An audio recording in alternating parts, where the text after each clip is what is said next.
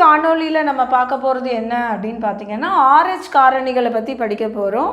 அதுக்கு முன்னாடி நம்ம போன காணொலியில் என்ன விவாதித்திருந்தோம் அப்படின்னு பார்த்தீங்கன்னா குழந்தைகளே, இப்போ ஒரு எமர்ஜென்சி சிச்சுவேஷனில் ஒருத்தருக்கு ரத்தம் உடனடியாக செலுத்தப்படும் நிலையில் இருக்கும்போது நம்ம எந்த ரத்தத்தை பரிசோதிக்காமல் செலுத்தலாம் அப்படின்னு பார்க்கும்போது O நெகட்டிவ் வகையான ரத்தம்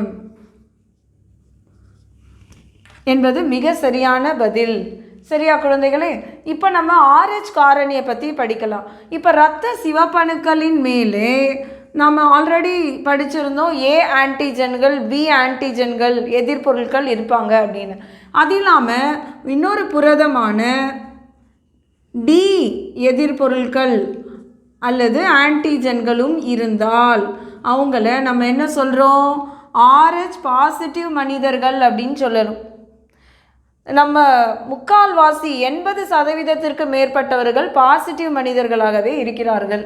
இப்போ இந்த D எதிர்பொருட்கள் இல்லாதவர்களை RH நெகட்டிவ் மனிதர்கள் அப்படின்னு சொல்கிறோம். இது எதற்காக அப்படின்னா, நம்ம ரத்தத்தை ஒருத்தருக்கு கொடுக்கும் பொழுது இந்த மேட்சிங், டிஷ்யூ மேட்சிங் ரொம்ப முக்கியமாக இருக்கிறது.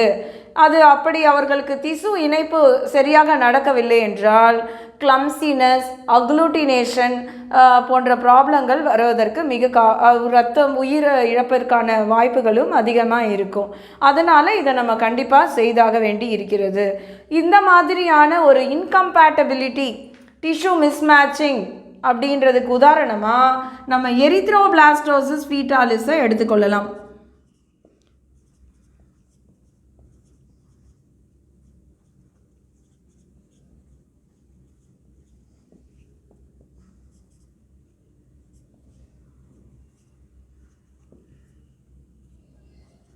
எரித்ரோபிளாஸ்டோசிஸ் ஃபீட்டாலிஸ் அப்படி என்பது என்ன அப்படின்னு பார்த்தீங்கன்னா, இப்போ நீங்கள் ஒரு கதை மாதிரி இதை யோசிச்சுக்கோங்களேன். இப்போ அம்மாவுக்கு நெகட்டிவ் பிளட் குரூப் இருக்குது, மதர். அப்பாவுக்கு பாசிட்டிவ் பிளட் குரூப் இருக்குது, ஃபாதர். அது என்ன பாசிட்டிவ் என்ன நெகட்டிவாக வேணால் இருந்துட்டு போட்டுமே. இப்போது இவங்களுக்கு முதல் முறையாக அம்மா கருத்தரிக்கிறாங்க அப்படின்னு நினச்சிப்போம். இப்போ இந்த குழந்தை, அம்மா ஆல்ரெடி நெகட்டிவ் பிளட் குரூப்னு உங்களுக்கு தெரியும்.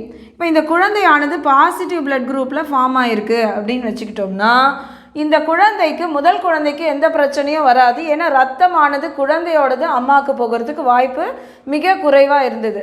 இப்போ ஆனால் குழந்தை பிரசவிக்கும் பொழுது சிறிதளவு ரத்தமானது அம்மாவுக்கு கலந்துரும். இதை அம்மா கண்டுபிடிச்சி அந்த எதிர்பொருட்களுக்கு எதிர்வினை பொருள்கள் பண்ணுறதுக்குள்ளே முதல் குழந்தையானது சுகப்பிரசவமாக வந்துடும். இப்போது அம்மா என்ன பண்ணியிருப்பாங்க? இதுக்கு எதிர்வினை பொருள்களை தயாரிச்சிருப்பாங்க. சரியா? இப்போ இதே அம்மா இரண்டாவது முறை கருத்தரிக்கிறாங்கன்னு வைத்துப்போம் கதையின்படி. இப்போது அகெயின் அந்த குழந்தை பாசிட்டிவாகவும் அம்மா அதே நெகட்டிவ் தானே, அம்மா நெகட்டிவாக இருக்கிறாங்க.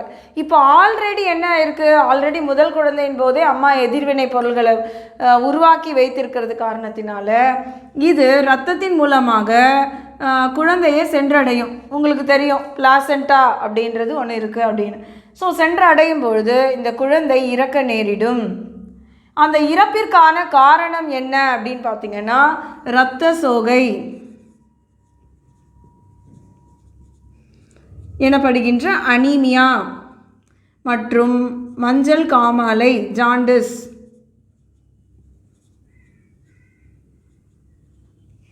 ஸோ இது ரெண்டும் காரணியாக இருக்கிறது. அப்போது இந்த இரண்டாவது குழந்தை ரொம்ப உயிர் தரிக்கிறது மிக கஷ்டமாக இருந்தது முன்னாடி காலத்தில். ஆனால் இப்போ இதை தவிர்ப்பதற்கு அம்மா நெகட்டிவ் பிளட் குரூப்பாக இருக்கும் பொழுது என்ன செய்கிறாங்க அப்படின்னு பார்த்தீங்கன்னா, ஆன்டிபாடிஸ் கொடுத்துடுறாங்க. இது ரோகம் அப்படின்னு சொல்லுவாங்க. இதுக்கு ஊசியின் மூலமாக அம்மாவுக்கு செலுத்தப்படும் பொழுது இந்த குழந்தை இறப்பினை தவிர்க்க முடிகிறது.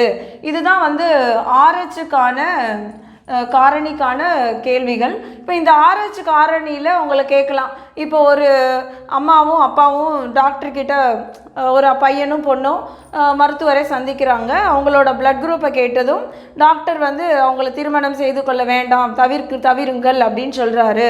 அப்போ அவங்களோட இரத்த வகைகள் என்னவா இருக்கலாம் அப்படின்றத நீங்கள் உங்களோட விடைகளை எப்பொழுதும் போல் கமெண்ட் பாக்ஸில் தெரிவிக்கும்படி கேட்டுக்கொள்கிறேன். உங்களுக்கு ஏற்படும் சந்தேகங்களை ஃபேஸ்புக், இன்ஸ்டாகிராம், டெலிகிராம், வாட்ஸ்அப்பில் கேட்கலாம். நன்றி குழந்தைகளே.